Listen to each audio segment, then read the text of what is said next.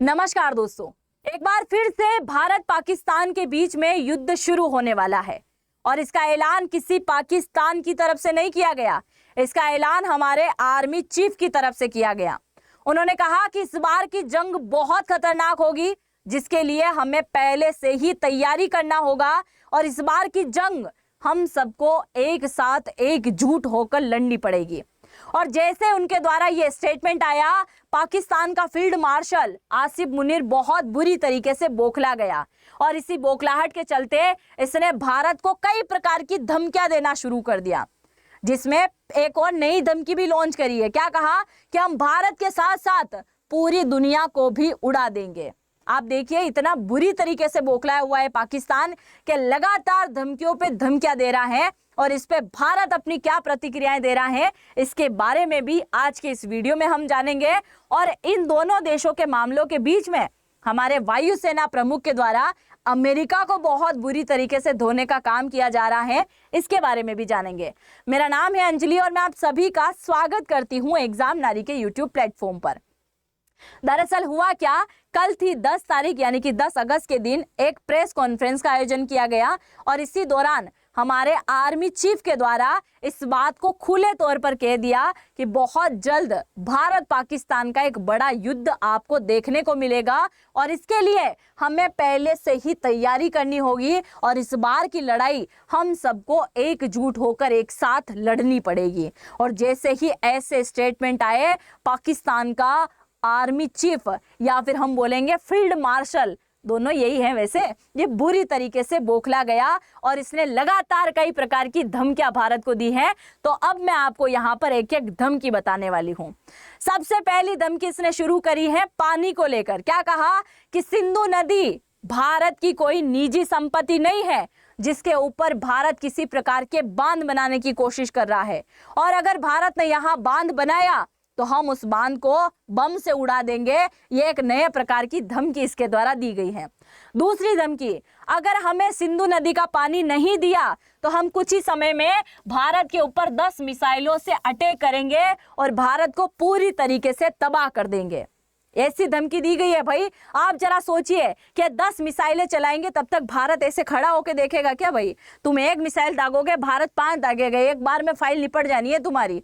इसके साथ मैं आपसे जरा ये पूछना चाहूंगी बड़ी इज्जत के साथ में, क्या आप जरा अपनी मिसाइलों से पूछ लेना क्या वो भारत आने के लिए रेडी है? क्योंकि अभी कुछ ही समय पहले शाहीन 3 का आपने एक टेस्ट करके देखना चाहा, जो कि पूरी तरीके से फजीहत आपकी हो गई थी। ऐसा लग रहा था कि अब पाकिस्तान थोड़े टाइम के लिए चुप्पी साध लेगा कि इनकी जो मिसाइलें हैं वो फुस निकल रही हैं, कोई मतलब नहीं निकल रहा है। तो इनकी मिसाइलें पाकिस्तान के अंदर ही गिर जाती हैं। वो भारत आने को रेडी है या नहीं, एक बार पूछ जरूर लेना। खैर, आप जरूर इसके बारे में कुछ लिखिएगा। आगे बढ़ते हैं, दूसरी धमकी को जान लेते हैं।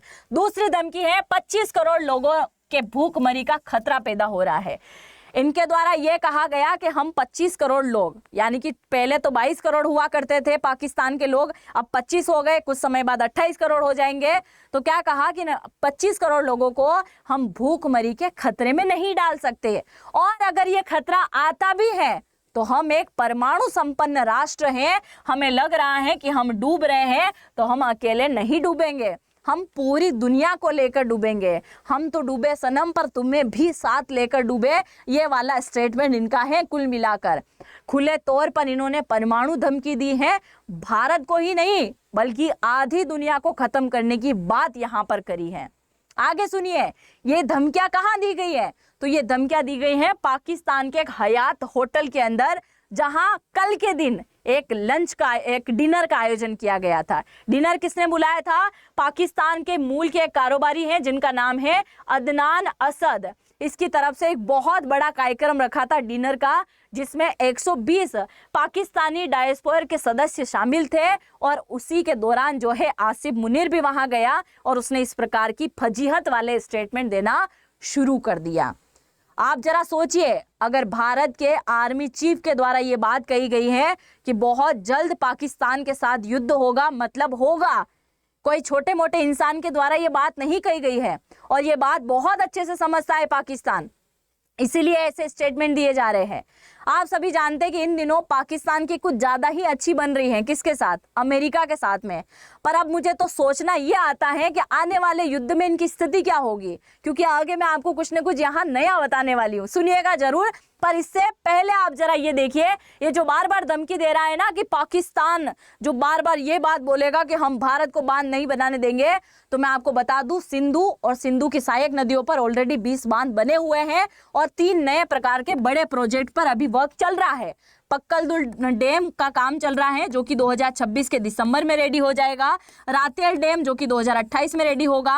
अलाल डैम ये भी 2028 के अंदर रेडी होगा। और जैसे ही तीनों बांध का काम रेडी होगा, पाकिस्तान को एक बूंद भी नहीं मिलेगा। ये पानी कहाँ जाएगा? राजस्थान में, पंजाब में, हरियाणा और अगर अदर स्टेट में जरूरत होगी तो ये पानी वहां पहुंचाया जाएगा। मतलब ये प्रोजेक्ट चल रहा है। एक रिपोर्ट के अकॉर्डिंग कहा गया है कि सिंधु और सिंधु की सहायक नदियों पर पाकिस्तान की 48% जनता डिपेंड है, अफगानिस्तान की 8% डिपेंड है, चाइना की 6% है और भारत की 39% है। भारत की किस हिसाब से है भाई? देखिए जरा, यानी कि कुल मिलाकर 30 करोड़ से ज्यादा आबादी जो है सिंधु और सिंधु की सहायक नदियों पर डिपेंड है, ये कहा गया है। अब मैंने आपको बोला था कि अगले आने वाले युद्ध में पाकिस्तान का हाल क्या होगा। जरा इमेजिन कीजिए, सोचिए, अगर शी जिनपिंग की हम बात करें तो शी जिनपिंग ने अभी कल के दिन ही प्रधानमंत्री मोदी को आमंत्रण भेजा है कि आप चाइना आइए एससीओ की मीटिंग के लिए। ठीक है भाई, अगर प्रधानमंत्री मोदी वहां पर यात्रा करते हैं और बाई चांस भारत और चाइना के रिश्ते में अगर सुधार आ गया तो क्या अगले युद्ध में इन चचा का साथ देंगे ये? दूसरा, चाइना को तो ये बात पहले भी अच्छी नहीं लग रही थी कि पाकिस्तान का झुकाव किस तरफ हो रहा है, इन चचा की तरफ हो रहा है। और इन चचा का सबसे बड़ा सपना क्या चल रहा है? बुढ़ापे में एक सपना देख लिया है कि हमें कुल मिलाकर क्या चाहिए? शांति का नोबेल पुरस्कार चाहिए, जिसके लिए हम किसी भी हद तक जाएंगे। चाहे हमें 2 देशों को लड़ाना होगा लड़ा देंगे, चाहे 2 देशों को भिड़ाते हुए बचाना होगा तो भी बचा लेंगे। कुल मिलाकर हमको चाहिए नोबेल पुरस्कार, वो भी शांति का। तो अब सोचने वाली बात यह है कि पाकिस्तान का आने वाले युद्ध में क्या होने वाला है, क्योंकि अब तक सारे के सारे हथियार कौन दे रहा था? चाइना। और चाइना भी अपने फायदे के लिए दे रहा था। चाइना केवल टेस्टिंग कराना चाह रहा था कि भारत के सामने अपने हथियार कितने मजबूत हैं, कितने कमजोर हैं।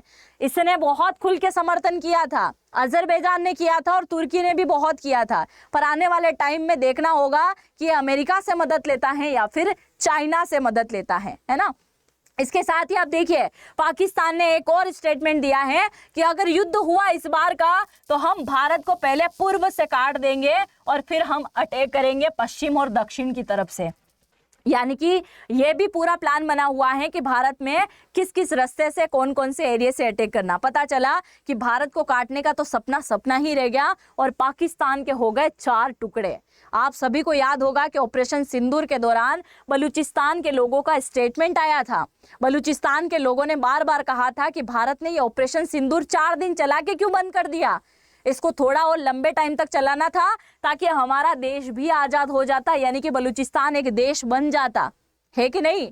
तो इस बार शायद इनकी ये काम भी पूरा हो जाए। और दूसरा, आप सभी जानते हैं भारत के राष्ट्रगान में सिंध प्रांत का उल्लेख होता है और भारत के कई सारे लोग जो अखंड भारत का सपना देखते हैं, शायद वो सिंध प्रांत को भी लेने का सपना देखते हो, तो शायद वो सपना भी कहीं ना कहीं पूरा हो जाए, है ना। क्योंकि इनकी जितनी भी मिसाइलें हैं वो तो सबकी सब फूस हैं, कोई मतलब तो है नहीं।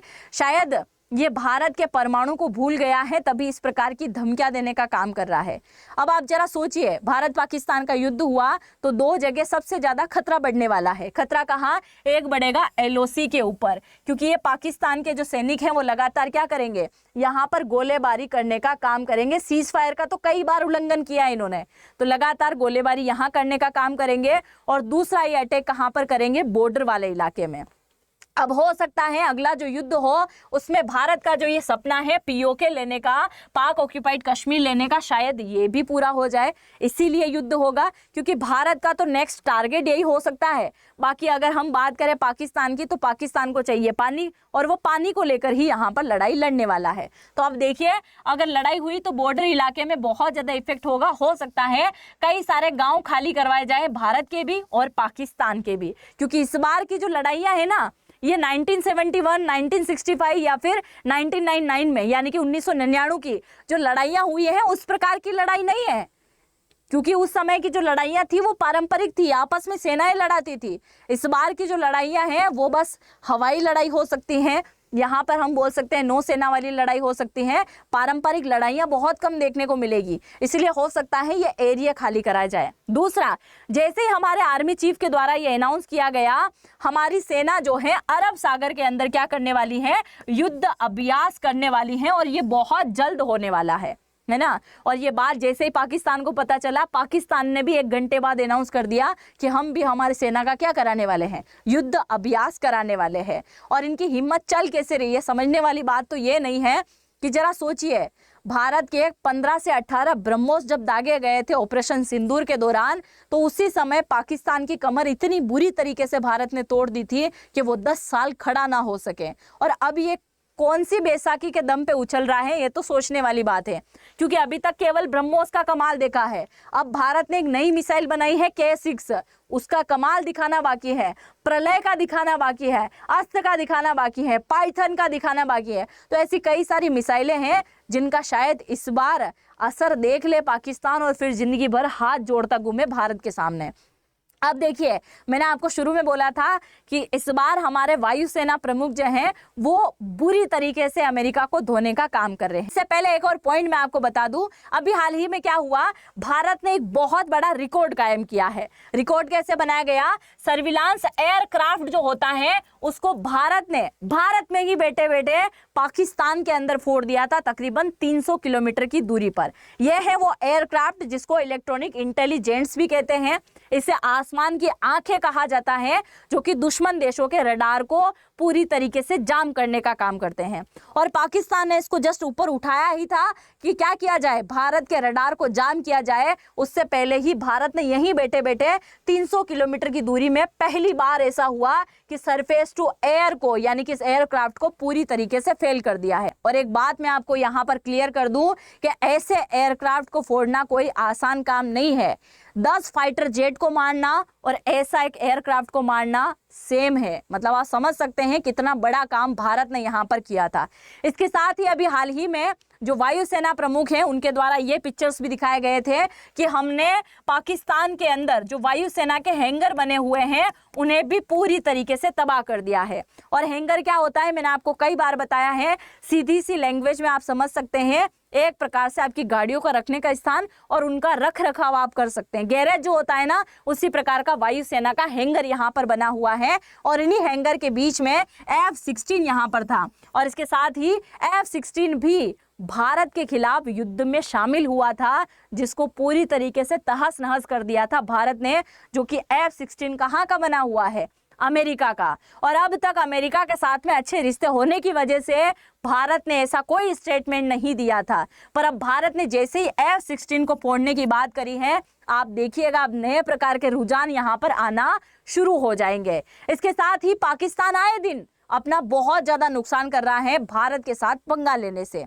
अब आप देखिए, जैसे ही ऑपरेशन सिंदूर हुआ उसके बाद से ही पाकिस्तान ने भारत के लिए एयर स्पेस पूरी तरीके से बंद कर दिया, जिसके चलते पाकिस्तान को 2 महीने के अंदर 127 करोड़ रुपए का नुकसान हो चुका है।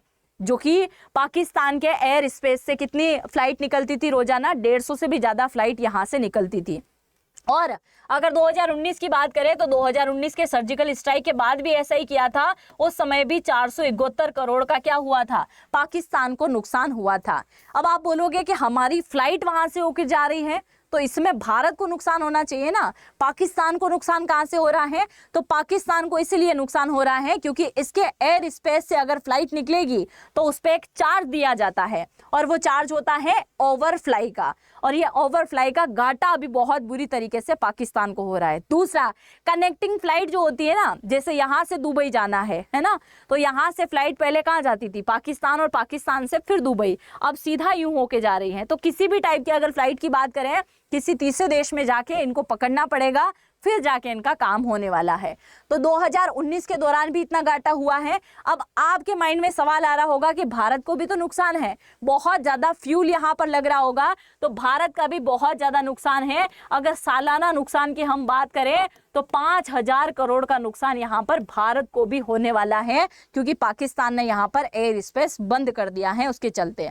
अब आप देखिए, अमेरिका भारत के साथ में इतनी ज्यादा दुश्मनी बढ़ा रहा है, जिसके चलते अफगानिस्तान की सरकार को भी नहीं छोड़ा जा रहा है। अफगानिस्तान के जो विदेश मंत्री हैं, इनके द्वारा एक यात्रा पर जाना था पाकिस्तान के अंदर, जिसको पूरी तरीके से रद्द कर दिया गया है अमेरिका के द्वारा। और आप सभी जानते हैं कि इस तालिबान सरकार को लेकर अभी हाल फिलहाल भारत ने भी बहुत महत्व दिया है, चाइना भी इसका सपोर्ट कर रहा है, यहाँ तक कि रशिया ने तो इनको सरकार चलाने की भी परमिशन दी है। तो 3 देश इसका सपोर्ट कर रहे हैं, पर यह बात अमेरिका को अच्छा नहीं लग रहा है। और ये है तालिबान सरकार, अफगानिस्तान के विदेश मंत्री, जिन्हें पाकिस्तान के आधिकारिक यात्रा करने पर रोक दिया गया है। अब हम बात कर लेते हैं आपके काम की। अगर आपको किसी कोर्स को ज्वाइन करने के बाद नौकरी मिलने वाली है, तो क्या आप इसे ज्वाइन करेंगे? क्योंकि आपको इस कोर्स को ज्वाइन करते से ही यहाँ पर नौकरी मिलेगी, जिसके लिए आपको क्या करना होगा, इसी वीडियो के कमेंट सेक्शन में पहला कमेंट मैंने पिन कर रखा है, जिसमें जाके आपको अपना नाम, अपना फोन नंबर और अपना ईमेल आईडी यहाँ पर डालना होगा। और इसके साथ ही आपको यहाँ पर एक कोड लगाना होगा, जिसका नाम है AN10। और ये कोड जैसे ही आप लगाएंगे, उसके बाद आपको यहाँ पर अच्छा खासा डिस्काउंट मिल जाएगा। क्योंकि यहाँ पर सबसे पहले इस कोर्स को आपको ज्वाइन करना है, उसके बाद हम आपको 2 महीने की ट्रेनिंग देने वाले हैं, जिसमें हम आपको 30 से ज्यादा AI टूल के बारे में सिखाने वाले हैं। जैसे ChatGPT हो गया, कॉपी AI हो गया, जेमिनी हो गया है, रनवे हो गया, कैनवा हो गया, कई प्रकार के ऐप आपको यहाँ पर यूज करते सिखाया जाएगा। 200 से भी ज्यादा प्रकार की स्किल आपको यहाँ पर सिखाई जाएगी। और उसके बाद में आपकी एबिलिटी के अकॉर्डिंग आपको किसी भी कंपनी के अंदर यहाँ से नौकरी दे दी जाएगी। और इसके लिए आपको मैंने बताया है, उस फॉर्म को आपको भरना है। और अगर कोई भी आपका डाउट आ रहा है, तो इस फॉर्म को जरूर से भर दीजिएगा, ताकि आप मुझसे बात कर सकते हैं और मैं आपका हर एक डाउट यहाँ पर क्लियर कर दूं। ये कोर्स लिमिटेड टाइम के लिए जो है, इसकी कम प्राइस में मिल जाएगा, क्योंकि अगर आप एग्जाम नारी के सब्सक्राइबर हैं, तो ये कोर्स आपको मिलेगा 4,999 के अंदर। बाकी इस कोर्स की वास्तविक रेट जो है वो है 10,000। पर यहाँ पर एक कोड यूज करेंगे AN10, जिससे पता चलेगा कि आप एग्जाम नारी के सब्सक्राइबर हैं। तो जरूर से ज्वाइन कीजिएगा। चैनल पे अगर पहली बार आए हैं तो सब्सक्राइब करना बिल्कुल भी मत भूलिएगा।